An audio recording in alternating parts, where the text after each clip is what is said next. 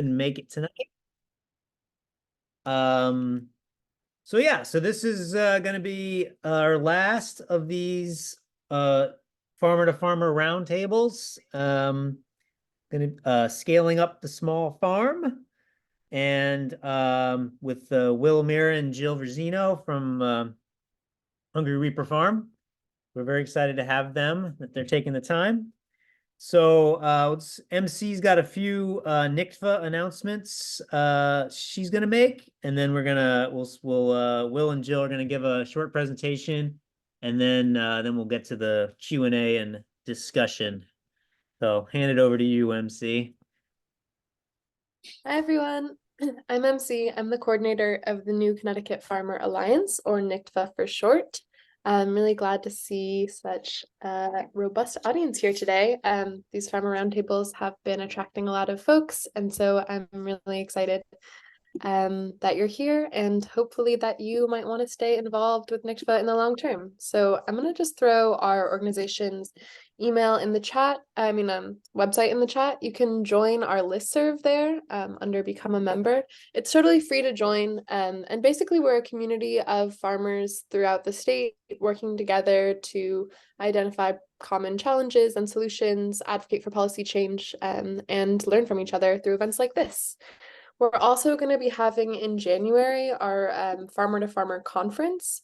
We've been having a conference every January for a while now, but this year we're really excited to be really drilling down into highlighting the leadership and the expertise of the farmers in our community. I think, the reason that many of you are here is because farmers often learn better from each other than we do from service providers or from a course or things like that. And so we're really excited to create space where we can highlight the expertise of the folks in our group and yeah, become a stronger industry together. I also want to plug that this event is funded by the Transition to Organic Partnership Program. That's something that we're working really closely with Connecticut NOFA on. And it's for folks of any size. And if you're just starting out, you're eligible to apply, or if you've been considering transitioning to organic and you've been around a while, you're also welcome to participate. There's a whole mentorship program where you get matched with a farmer in Connecticut Something to sweet from them. And there's a lot of really great mentors participating. I think the next cohort is meant to start in January, so you can find out more on the Connecticut NOFA website. And if you're interested in the program in general, there's some flyers that I'll share with you as well. And then at the end of the event, I'm going to ask y'all to fill out the survey so that they can get some feedback about how this all went. The last thing that I really want to make sure everybody here knows about is the Climate Smart Agriculture grant that NICFA has going on right now. We got a huge chunk of money from the CT Department of Ag to fund y'all doing climate smart projects on your farms. And unlike a lot of the granting programs that come from DOAG, which we know can be tough to apply to because they're reimbursement based and there's matching requirements and the application is a big bureaucratic pain in the butt, we really designed ours to try to make it as simple as possible and as supportive for farmers as possible. So even if you have a project in mind and you're not sure if it exactly counts as climate smart, or you're not exactly sure how to craft your application, please reach out and we'd be happy to talk to you. Yeah, I think with that, I will hand it back to Elliot to introduce our speakers. Thank you, MC.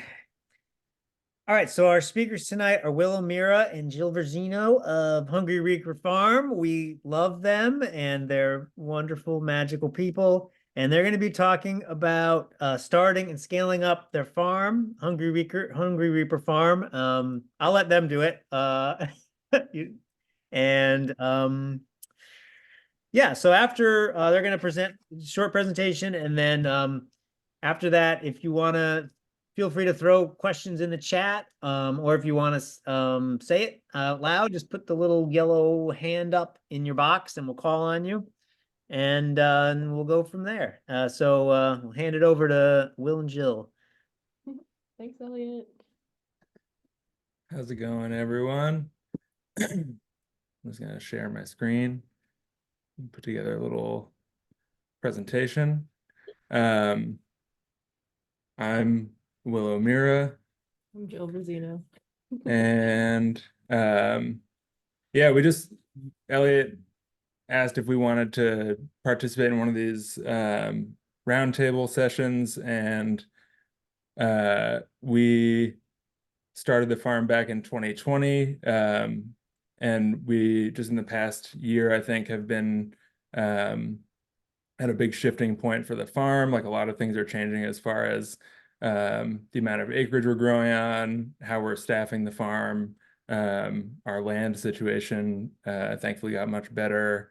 And so it felt like a good time to kind of talk about how we got to the point that we're at now and why we're making the decisions we are to become a bigger farm in the future.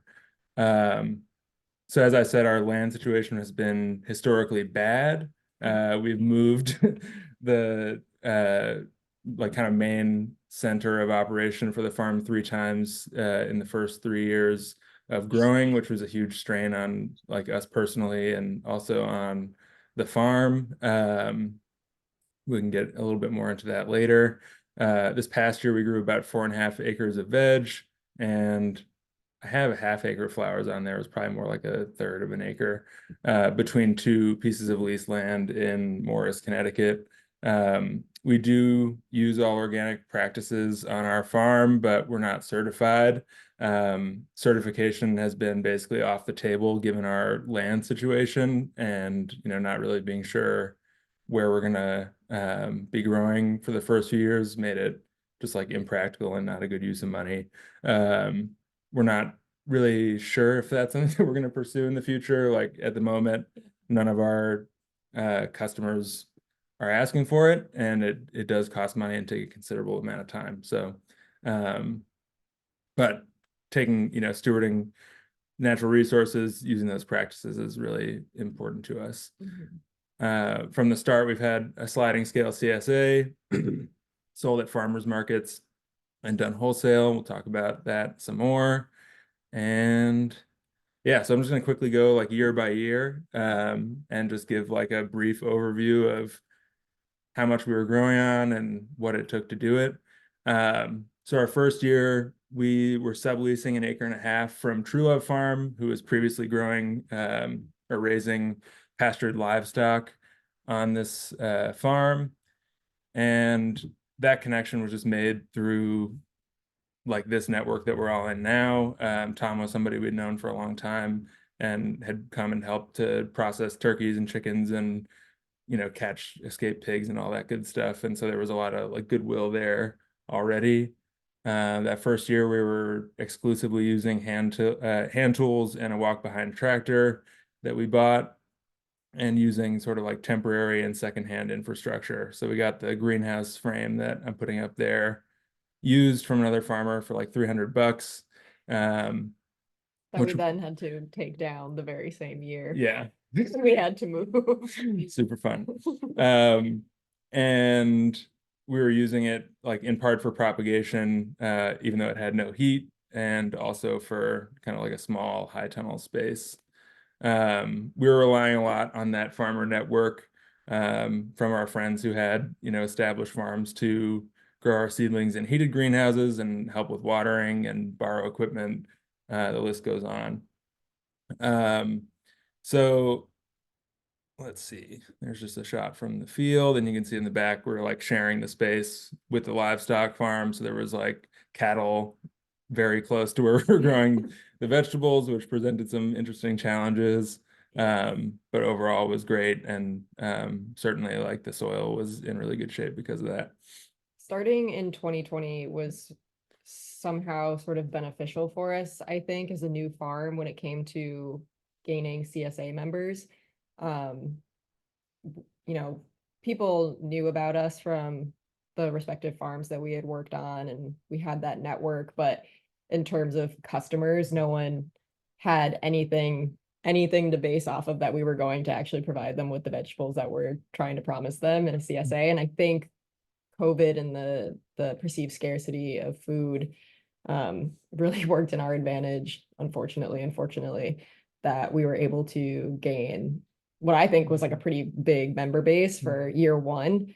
And the same goes for our farmers markets and wholesale accounts. Like we were just welcomed with open arms in a way that I don't think we expected when we started planning in 2019. So that was helpful. Yeah, Yeah. silver linings. And then some more like temporary infrastructure that we could take with us. We left. We bought this walk-in cooler from a restaurant that went out of business for like $100. And I don't know, I feel pretty strongly that like if you're starting a farm out, this is probably like the most essential thing that you can buy just to or build to like extend, you know, the window you have to sell food, especially as you're getting your kind of markets figured out. And we did have some off-farm income in 2020. I was working off-farm, which was really helpful and kind of like, you know, we needed to make money, whether or not the farm was going to make us money. And so having that stability was and continues to be really important. And that's our first farmers market stand in June 2020. So 2021, long story short, we lost our lease as well as the other farmer that was working there. And so we were kind of scrambling to find a place. Luckily, we one of our customers is like a inn and restaurant that had previously grown their own food. And so they had 3 acres that had previously been farmed and had a little bit of infrastructure in the way of 3 hoop houses. And so we just sort of landed at this place down the road, which was really, really lucky. And moving up to 3 acres, like almost doubling in the second year, we were like, oh, we need to think about mechanizing some things because the plan was still for it to be basically the 2 of us working full time, along with a few people who would help out here and there. So we got a free farm all cub from our good friends at Massaro Community Farm, which we have occasionally gotten to run. And it spent more time broken down than not. And like, so you'll see it. Yeah, first attempt at more mechanization, you know, nice thought, but didn't necessarily work out as planned. There are those greenhouses. We also had no like indoor or covered space to work in. So we put up this carport, again, like only really investing in infrastructure that we knew we could take with us if we had to go someplace else. And we also purchased a cargo van that year because we had been using a Ford Ranger and a trailer to go to the farmer's market and putting a lot of miles and wear on it. This is our like janky improvised propagation greenhouse setup that year. We had like pipes suspended from the sidewall of the greenhouse and pallets and a really like bad electric heater that also like broke at some point in May. So definitely a big miracle, honestly. a big bottleneck in the farm Yeah. operation at that time. And we grew the CSA a little bit, but not much, kept the one farmer's market and grew the wholesale a little bit as well, and kept working off farm. And simultaneously, we're trying to find a more permanent home. And there's the farmer's market stand sometime in the next year. So like in the interim between 2021 and 22, we like came across this opportunity to come back to the first piece of land that we were on with a long-term lease. But we knew that it was going to take a really long time to figure it out and get all the details. And the way the farm was going, we needed like actual greenhouse space and more infrastructure. And so we leased some land from Arethusa Farm in Litchfield that also came with a pair of really freaking nice greenhouses and a pack shed. And this allowed us to kind of expand. I don't remember how many acres we were growing that year, like 4-ish. And hire somebody who brought in a lot of expertise. And with that, we added a plant sale, which is most of the plants you can see here, and a flower enterprise as well.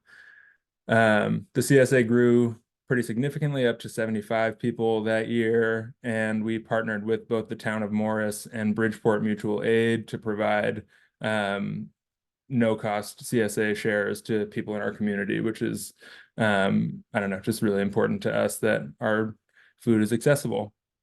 And we really started to emphasize the wholesale. We had one full-time employee. Like I said, she came with a lot of insane experience and just such a wealth of knowledge, and one part-time employee. So we wanted to keep things lean on the labor side and really grow a lot more food. And so wholesale it was. I will say that for the amount of space that we were growing on and as much as we were trying to do, that was not enough hands. No, we did a terrible I don't job. want it to come off as like yeah, it was great. It wasn't good. We were all exhausted and burnt out. So I would, yeah. And lost crops to weeds and, Yeah. disease and stupid things that we could have prevented if we had, had more people or less stuff planted. Right.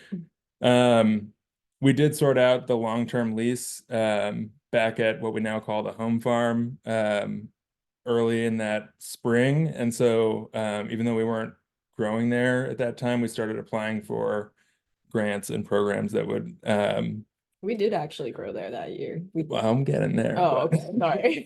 Sorry. But yeah, now that we have this long-term lease, we're eligible for programs that we hadn't been before. And so yeah, this is the sweet pack shed with, a giant walk-in cooler, well lit. This is back at the home farm. Again, now that we had like a place that we were in total control of, more or less, we wanted to emphasize community events. So this is a Stop the Bleed training that we did for like other farmers and people from the fire department and stuff like that. Some wholesale shots. And then, yeah, these are the fall crops of 2022 were some of the first things that we harvested back on the home farm, which was really exciting. And then end of the year, getting ready for permanent infrastructure back here. So in 2023, the focus has really been on the home farm. We still are leasing from Winvian, the second location, because it's been helpful for crop rotation and is very affordable. And yeah, so we were like gung-ho, took out a loan to build a propagation greenhouse that would suit our needs, which there it is completed. Grew the CSA up to 80 members plus 27 flower share members, and put a lot of work into expanding the flower enterprise. Our staff grew to 2 more full-time people and 1 part-time. Plant sale really popped off, and we also were starting to kind of experiment with like on-farm sales since we're right on a state road. Growing up to 5 acres now, we've definitely been more dependent on full-size machinery, all of which we borrow, which is an interesting arrangement. This is borrowed from Tom Truelove, who used to be the farmer here, though we own all of the implements that we use. And there's the farm all again for the like 2 weeks that it was running this year. And then we talked about grants. We used the Farm Transition grant from the Connecticut Department of Ag to buy this larger walk-in cooler and pour the concrete slab that it sits on and make some improvements to the wash pack setup that we had set up in our garage. On the like market side, we were growing a lot more food, like just a much higher volume than we've ever grown before, which was amazing. And most of that growth was from the Northwest Connecticut Regional Food Hub. And instead of like delivering a few boxes of things, we're delivering pallets, which was like just a crazy feeling to, yeah, move up to that. I mean, you saw the picture of our market stand in 2020, and Yeah. then to like see this, just putting this together, we were like, whoa. Yeah. And we, in that, like, kind of changed how we were doing business. Like before, when we would do sales with whatever grocery stores or restaurants, it was like, here's our list. They might order 20 of something, or they might order 6, and we were filling all those orders. This year, we were like, nope, we're doing things by the case and like standard quantities. And it really helped to, Streamline. yeah, streamline things and make it more efficient. There's Steph with some flowers. Some of the first bouquets going out. Yeah, and so on. And yeah, our crew this year has been amazing. And then finally at the end of the year, like just a couple weeks ago, we got these 2 high tunnels up with an NRCS grant, which again we weren't really eligible to do before we had the secure land tenure. So I've talked about a bunch of these challenges already, but when we started, we had no money to put towards the farm operation. So, you know, money is always a problem for us. Everything we bought in that first year was like strictly from the CSA sales. And I think we put like literally like $300 of our own cash into it from the start. Because we've been working on farms and as a teacher and doing other like random jobs for our life before starting the farm. Some of the other things, I'm not going to mention all of them, but it's really hard to pay people what they're worth. And part of that is just the way that like our farm works, but part of it is also some of the economic systems that surround us. We live in Litchfield County. It is impossible for young people who work on farms to live here. It is so expensive. There's no housing, and it's treated like a playground for rich people from Manhattan to move to. And it's really frustrating, and it makes our life really hard. The climate has been terrible. I mean, I think everybody whose farms or spent any time outside knows that. And then balancing like off-farm work, the constant demands of the farm, and you know, trying to live a life together. The keys to the success that we've had so far have been really like our farmer network is probably the most important thing, whether that's New Connecticut Farmer Alliance or like the farm that I used to work at 10 minutes down the road, who has like helped us fix things and lent us equipment and, you know, whatever. Just it's the most important thing for our success. Working off the farm, like I said, I still do part-time, and it's been huge in just providing that stability. And yeah, that's about it. I think I have mentioned everything else already. Plans for beyond. Next year, we're going to be scaling up to about 8 acres. And we're eliminating the flower enterprise. As much as we love the flowers, it didn't work for our But system. Keep that to yourself for now. We have to break Oh, yeah. that to our CSA members. Yeah, some of them are gonna be mad, but whatever. We weren't able to make any money doing it, and it just didn't fit with our system. We have to kind of think long and hard this winter about equipment and upgrades because we're, you know, as I said, borrowing things, and that only works for so long. It seems likely we're going to change up kind of how we're managing the farm, so like delegating more things to individual people, so that they can have like an area they have ownership of and focus on. Our CSA is changing a little bit to more of like a debit system instead of the weekly box. And we're looking to partner with other farms, Chase Home Farms, True Love Farms, others to provide products that we're not growing or can't grow. And yeah, we want to work towards like more balance in our lives, more community engagement. This was from a art show slash show in our barn in October. So more stuff like that, ideally. And then why scale up? You know, I think we definitely started small because it's what we could afford. Again, like the economic systems that we're all dealing with, like young people don't have money to just like, even though all of our experience was on larger farms, we couldn't just like go out and replicate that. And so we started small out of necessity, and because that's what was available land-wise. But since we've gotten really lucky in a lot of ways, we want to grow as much food as we can. We want to work and learn and teach people how to farm. We think it's really important that more land is managed and stewarded in a way that is good for the land and good for people. And we also think that by getting larger, you know, we can take advantage of economies of scale, specialize, mechanize in ways that makes local produce more accessible. Like, we're not interested in getting top dollar for every single thing that comes out of our field, because people have to eat, and I don't want to just sell carrots to rich people. It's not something that I'm willing to do. And yeah, I really like it. That's the other thing. It's emotionally gratifying to us to just like be like, holy shit, this is so much food. It feels really good to us. So yeah, not for everybody, but it's like a value of ours and something that we're gonna keep trying to figure out. So thank you. Follow us on Instagram, email us. We're like basically an open book. We'll share anything you want to know. And that was definitely longer than they intended. So I'm very, very, very sorry.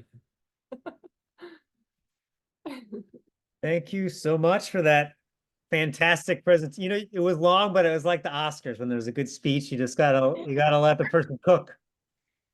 Uh, anyway, so that was really, I think, so valuable to see the year by year. And personally, I just want to commend you for just going, you know, all the hurdles and sticking with it and getting where you are. I think it's really, really fantastic. All right, so let's hit the questions. Sorry, I'm yelling. I'm so excited. I can point us to the questions in the chat. I also want to say that if before everybody takes off from this event, they could fill out a survey for us, it would be so helpful for our reporting purposes. And I'm just gonna put it in the chat now in case you just want to do it right now before you leave. But anyway, we should also look at some of the questions in the chat. Aaron asks, what were the biggest hurdles and breakthroughs starting your CSA?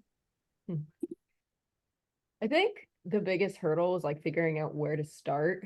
One thing that we did was we made CSA cards, like a printout basically, that said our farm name. It had like a fancy photo of tomatoes, I think, on the front.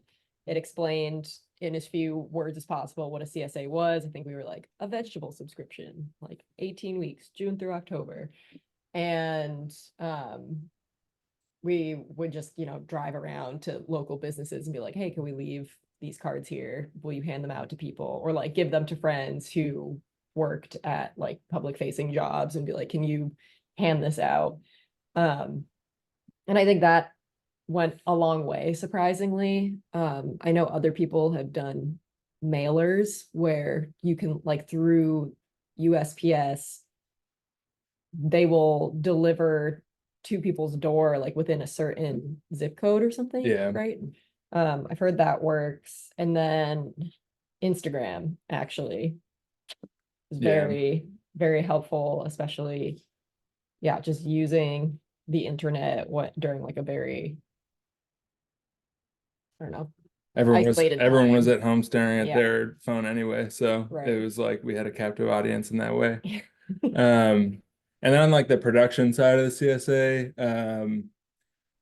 I had been growing for a CSA, you know, primarily. And so I feel like I had a really good sense of the like crop planning and like kind of mix of crops that goes into it.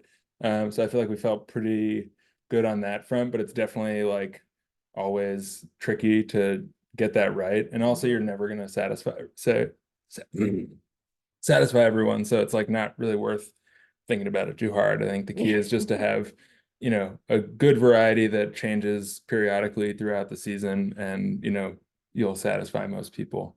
But it can be a little stressful to try and make sure like you have 75 bunches of X thing, you know, every week at the right time and all that. But yeah, maybe I'll just take the next question, or MC, I'll let you. Oh no, you can go right ahead, but I was going to point us to what are your thoughts on loans through Farm Credit East or other ag lenders for startup costs? Yeah, I mean, we Start. yeah, we got the Farm Start loan from Farm Credit East. We didn't get it right away because frankly, like, I'm scared of debt and had a lot of student debt, and so I was pretty hesitant to like take on more until like I paid more of my student debt, and you know, But this one was different because it sort of acts like a line of credit, Yeah, where like you have access to a certain amount, but if you're not pulling from it, you're not or paying it- interest on it. yeah, and- exactly. And if you pay it off relatively quickly, like you're in a better position. So that was, I don't know, it felt like a safety net, I think. And So that's I been recommend really that one. that's been really helpful too for like, for example, the high tunnels, like the payment rate from NRCS is really good right now. It like basically covered the cost of the whole tunnel, and then like constructing it cost a little bit more. But that particular loan is really helpful because it like we were able to buy it, get the 50% advance payment from NRCS, and then like not have to have another $20,000 of cash like ready to go. It kind of helped us to like bridge that gap. So for things like that, I think it's really helpful. I don't know. This is one of the reasons we also didn't have employees from the start, is because like it was just too scary at that stage to if we weren't going to be able to meet payroll, like taking on debt to pay it just like seemed like this cycle that I didn't really want to get into. Mhm. But yeah, I mean, there are some really, we didn't talk about this, but on the lending side, we found the Carrot Project and Berkshire Ag Ventures really helpful a couple of times to like help us with business planning and figuring out like when it made sense to take on debt, because like I don't know, it's really hard to understand how all of that works and like what decisions to make. And so we definitely relied on other people to help us figure Also, out. just always good, I think, to have a second opinion Yeah. besides what is swirling around in your mind over and over. Yeah. Um, Shout out the Carrot Project. They helped us a ton with business planning. Going about borrowing equipment. Yeah. You know, we were just very lucky, I think. We because Tom used to farm here and only lives down the street from us now, like he basically just parks his tractor here and we participate in maintenance on it and he allows us to use it. And I think we still both feel like a little bit weird about it because it's like a pretty big piece of equipment to just like have access to from a friend. But then again, we've also reached out to friends further away about borrowing a plow or borrowing, I don't know, what else have we borrowed? A number of things. Pneumatic post pounder. We've I don't also know, all lent sorts of- things before Yeah. too. So I think it's just a matter of like coming to events like these, getting to know people, and then just sort of having the bravery to be like, hey, I think you might have this and I really need it. Do you mind if I borrow it? And I think 99% of the time somebody's gonna be like, absolutely, because I've been in that position and you can only want to help. And New Connecticut Farmer Alliance has been working on a tool sharing network, which you should all join on their website. And you can list tools that you have available. Oh, there it is in the chat. Yeah, we need people to sign up for it. You can list the tools that you have available to borrow, and then like also find hopefully the things that you need to borrow.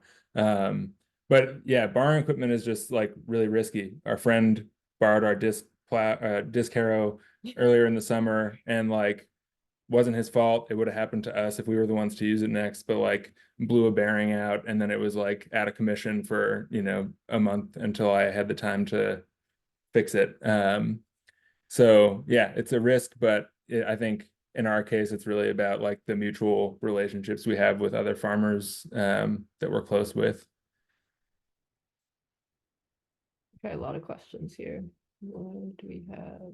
Transition from CSA to debit system. Yeah, that one's pretty quick. Basically, just a lot of members would be like, not a lot of members, but a good amount would be like, oh, I don't really like this, I don't want this, or have expressed interest in being able to choose. And there are also a number of people who just stop showing up halfway through the season to pick up their share. And then we end up with leftover produce, which usually gets moved somewhere. But I think we just thought it was a streamlined way to give the CSA member complete choice, allow them to choose when they want to come, choose what they want to take home. And then they have the entire season to spend down this balance as opposed to everything being crammed into 18 weeks. So they could start coming as soon as we start having food in the farm store in May, potentially, and then could come until probably December 1st when we last have food. So Mhm. Yeah, and also like because we're kind of on this track to like focus more on wholesale. I don't think I said it, but wholesale is more than 50% of our business at this point. We don't care that much about growing like super out there things. Like there are certain like cultural crops that are important to us. There's certain things that we really like to eat, and so we try and figure out ways to grow them that are sustainable for the business. but every year we're sort of narrowing it down. Yeah, and like the what we sell at wholesale and farmers markets is like pretty reflective of the things that people want, and so we're kind of trimming some of those things that we grew in the past that really just went to the CSA and maybe people didn't even like all that much. So we're trying to meet people where they're at a little bit more, and also like pull in some more people that maybe, I don't know, like the CSAs are kind of a funny thing. Like I really like them. I've liked being a member of them in the past, but you're automatically like limiting who can participate and who's going to be interested. And so this feels like more people will be able to enjoy it. Yeah, MC, I'm sorry, but I love the kohlrabi. But that's other people don't feel the same. That was Elliot. Oh, Oh, my bad. kohlrabi is getting the axe. Can you elaborate on decision making about staffing, seasonal versus full-time staff, work hours, pay ranges, etc.? Yeah, so let's see. There's a lot there. As I said, when we first started hiring people, we wanted to, like, we kind of skipped a step in terms of like, I think a lot of people look to hire like, I don't know, a high school student or like college students that are there for like the peak part of the growing season, then they go away. And what I feel like I've seen in some other parts of the country is that like there are adults that make a living working on farms, like not as farm owners, but like as like farm workers. And I think that is like something to strive towards. Like, is a very difficult field with like lots of knowledge and skills embedded in it, and the people who work in the field should be treated as such. And we should be trying to create like a professional environment that like is, you know, it's a real job. And that was something that I think both of us struggled with like when we were farm workers in the past. And so that's one piece of it. This is the first winter that we're going in with somebody who's working all winter. Another major problem with our field in this region is that, like, you know, it's hard when you have 3 months of the year, 2 months of the year that like your employment goes away. So we kind of need to figure out all that we can do as an industry to make this year-round sustainable employment for everyone involved. We typically try and keep everyone to like in the peak season, we work usually 7 to 4 with like a half an hour to an hour for lunch.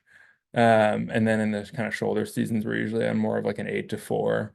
That doesn't translate to the two of us or our farm manager, Enya, always. Like we all definitely go above and beyond that sometimes, but for the most part, we're trying to keep people at like typical working hours. They know when they're going to leave every day. They can make plans with their family, you know, all that sort of stuff.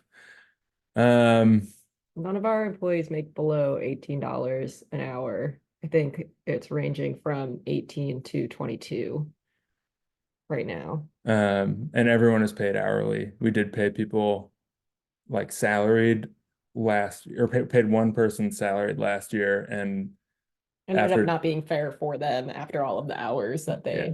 put in. And so we adjusted that this year. We don't have any health insurance benefits, which is a big problem. I'm investigating like what a health savings account or something like it would look like this winter for the farm, but like health insurance is a huge problem. farming is super physical. We all deserve healthcare. Yeah, it's really frustrating. Why didn't the flowers work? Well, what ended up happening was that we just ended up spending just as much as we brought in from flowers on all of the labor that went into it. I think, yeah, I think we learned that it was like one person working full time or working 3 days, 3 full days is like how much we were putting into the flowers per week. And yeah, I don't know. I think if you're a flower farmer, like you're probably going to make it work better than like vegetable farmers trying to add flowers to the enterprise. Like Yeah. I know that flowers were not my expertise. They weren't Will's. Enya knows a ton about flowers, and I think a lot of it was like on her shoulders and getting them started. And Yeah, it's like the seed propagation is harder. So Like hard. some of the maintenance is harder. So much respect. And the arranging is like a significant lift. And we like all of the flowers that were leaving for the most part were in like mixed bouquets wrapped in paper. And we were, I think, like on top of the 20 or so flower CSA bouquets leaving a week, we also had like between I don't know, 20 and 30 going to farmers markets, and then and we never sold out of them. yeah. And yeah, that's the other thing too. Like, they are, I think that they're wonderful, and like I love having flowers in my house, but they are a luxury item and they're not food. And I don't mean that in like a pejorative way at all. I'm just saying it's like the first thing that when people are financially strained, they're like, I'm gonna go without. And I don't blame people for that. And like we probably needed to be charging more for the bouquets, but people just like, at least at the places that we were bringing flowers, like people just didn't have the money to throw down on flowers, it seemed. So yeah, huge props to people who figure out how to make both work. But I think for the systems we have set up, it just didn't make sense. And there's a second part of that question. Can I ask something before you answer the second part of that? I'm Yeah. the person who asked that question. So I'm curious because we are scaling up, and I'm considering shifting more to wholesale next year, but primarily for the reasons that you're saying. There's so much labor involved, and I have a farmer's market, and I do market bouquets at other outlets.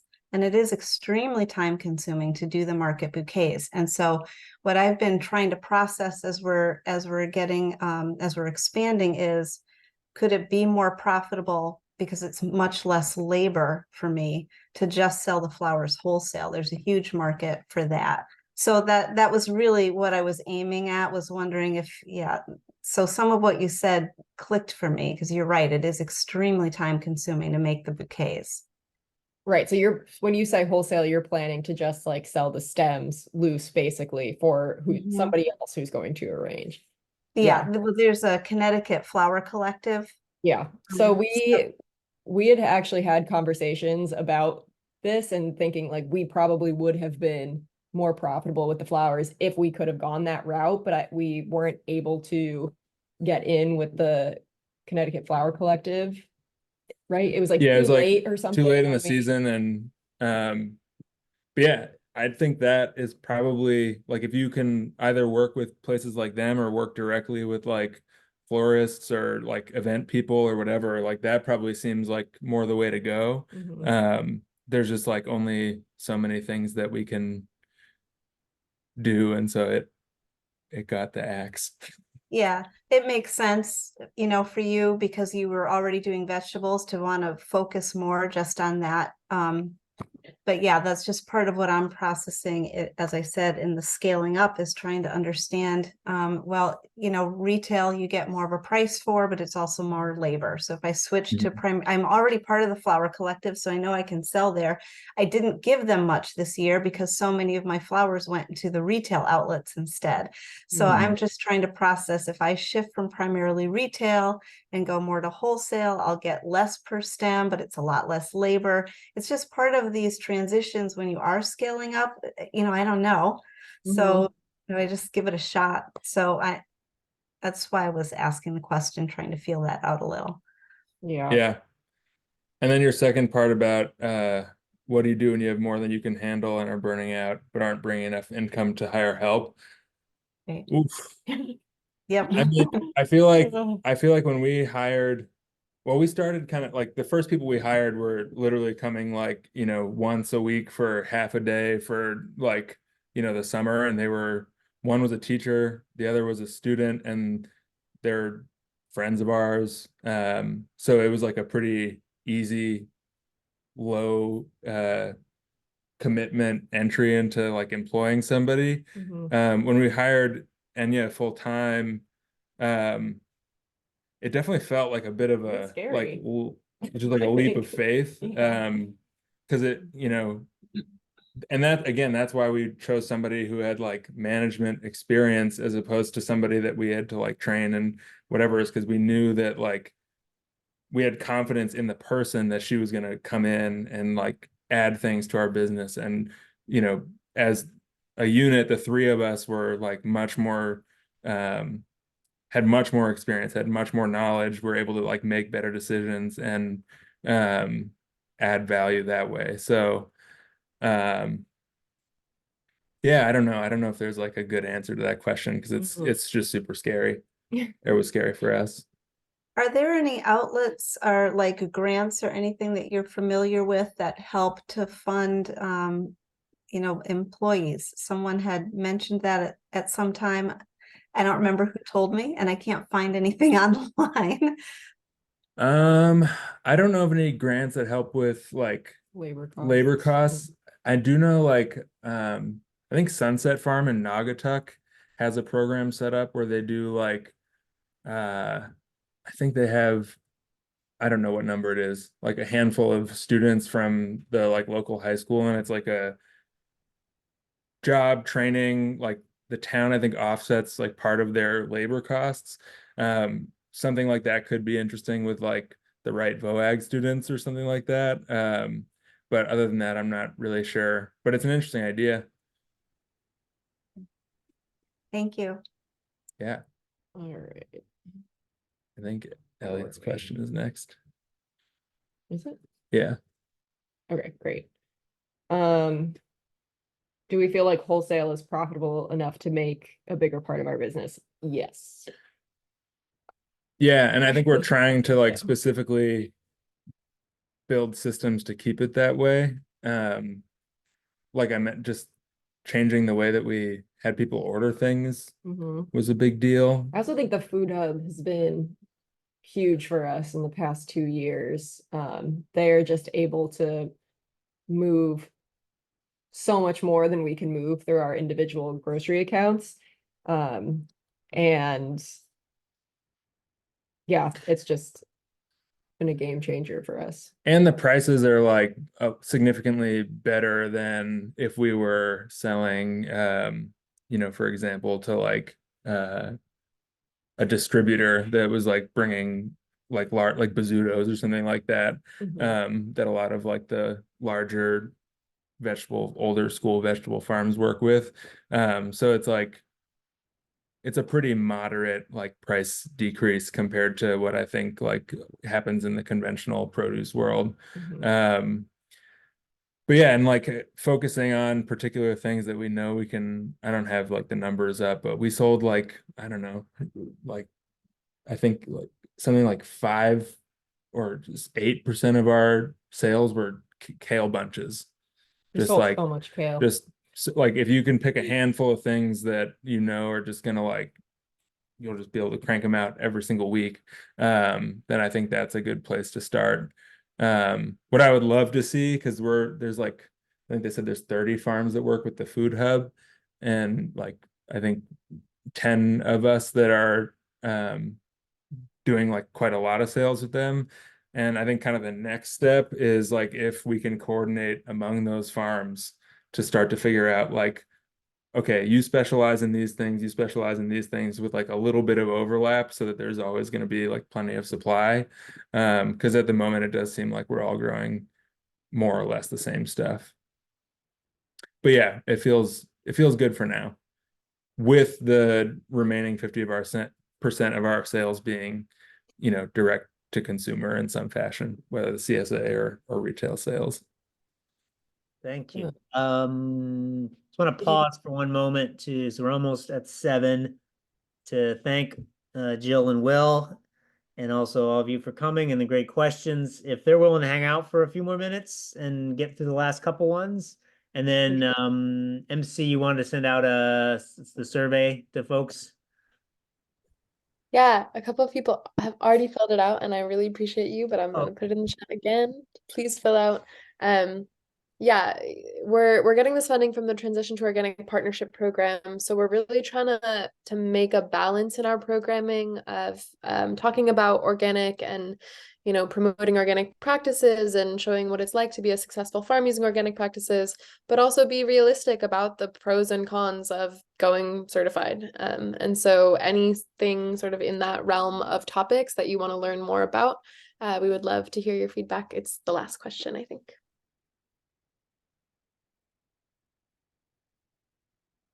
Cool. Looks Great. like, yeah, we'll stick around for a little bit if people want to keep chatting. Holly's question was how we set up the vegetables. Well, actually, no. What were some of the things that we winnowed out? I mean, we have cut a lot of stuff. Green we- beans, Yeah, kohlrabi, we're cutting sweet potatoes out. sweet potatoes. We're cutting, I don't know. There's We more. like in our first year especially, we grew some weird shit. And some of it was really good, but like nobody cardoons, and cardoons. artichokes we cut out. We did a purple broccolini that we cut out. We did this crazy, yeah, I really liked it, but it was like a green from like Syria called Malokia that has like, it's just like a texture that Americans do not like. It's sort of like okra, which is another thing we cut out. Yeah. Yeah, I think you just, at the end of the season, if you start looking at the seed catalogs and you come across something that you've grown, you're like, and you feel just viscerally ill when you look at it. That's your gut telling you it's not worth it. Okay, how do we set up for the spend down display? Yeah, so basically our plan is to just like have a farmer's market display at the farm for people to, in our barn. and we're gonna have it open as a farm stand too with a sign out so that hopefully we get other passerbys to come and shop with us. Prices are communicated with the like CT grown signs, Mhm. and they stay usually about the same most weeks. Sometimes like when we're really heavy on stuff, we run sales. Yeah. But yeah, pretty much stays the same all season long. How did we choose our farm name? Yeah. Okay. I'm trying to Yeah, remember. so There's more of a backstory about like how we chose what our farm was gonna look like, how it was gonna present in like marketing. Will grew up skateboarding. I grew up just in the like, I don't know, like DIY music like scene in Connecticut. We're both from like right here. I grew up in Watertown. Joel is from Waterbury. So and like having sort of an alternative image appealed to us that wasn't like your typical pastoral, which was, again, there's nothing wrong with that, but we were like, let's have it look a little bit different.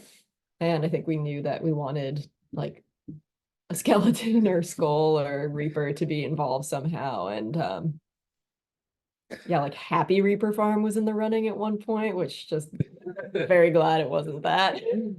And also like a big thing too is like we talked about this before, like it's about our customers. Like we want local food and flowers and all this stuff to be accessible to everybody, and like among our friends, it was not something that they were like even aware of. Our non-farming friends, we had friends that, but like our friends that we grew up going to shows with or whatever, like just right over most of their heads. They were, yeah. And so this was just like one way to like visually communicate with people in a way that like made it interesting, made it like seem welcoming to them, you know, I don't know. And it's just fun and we like it. And that's most of it. Yeah.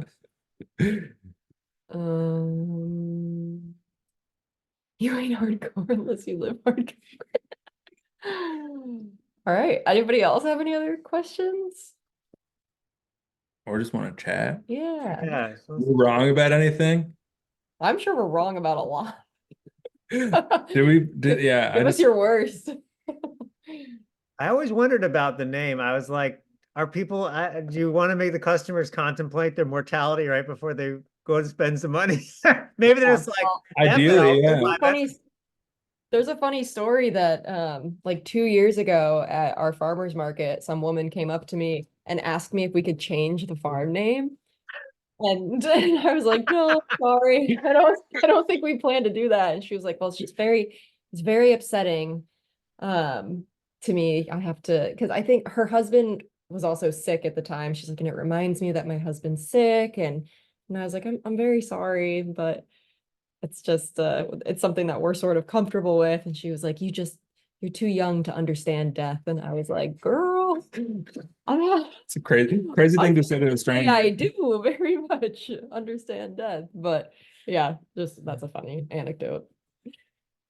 Marley wants to know if we have any advice for young farmers looking to go into farm work jobs and seasonal work. Stay tuned. Yeah, we might have something opening, so you can talk to us.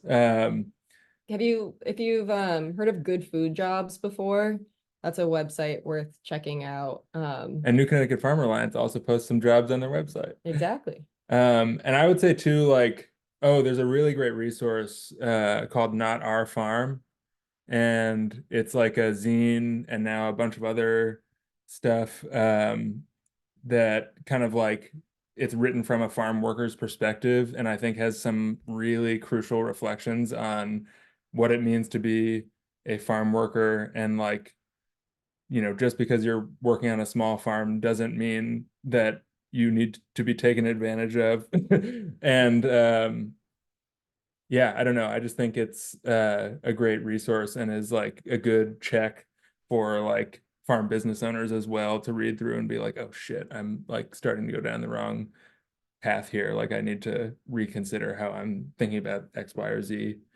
Yeah, definitely look at that. And then work at different farms. I think it's really valuable. Like if you find a great farm to work at, ideally one that's successful, like go there, work there, get as much as you can from it.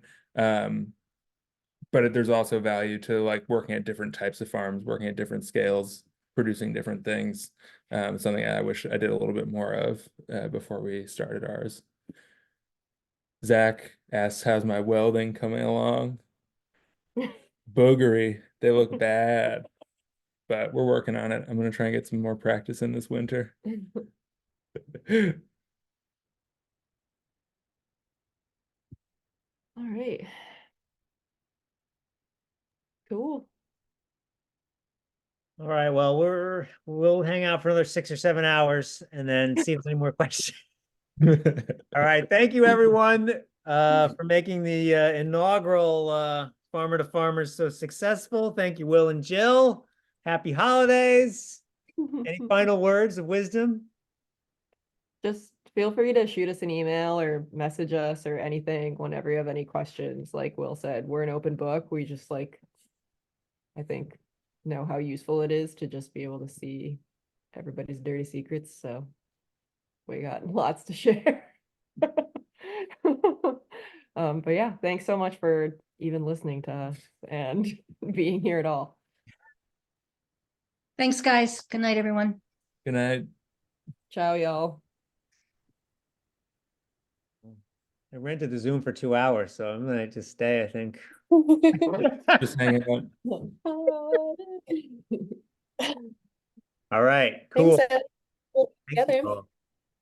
All Thanks right, so I'm much, turning off the guys. recording.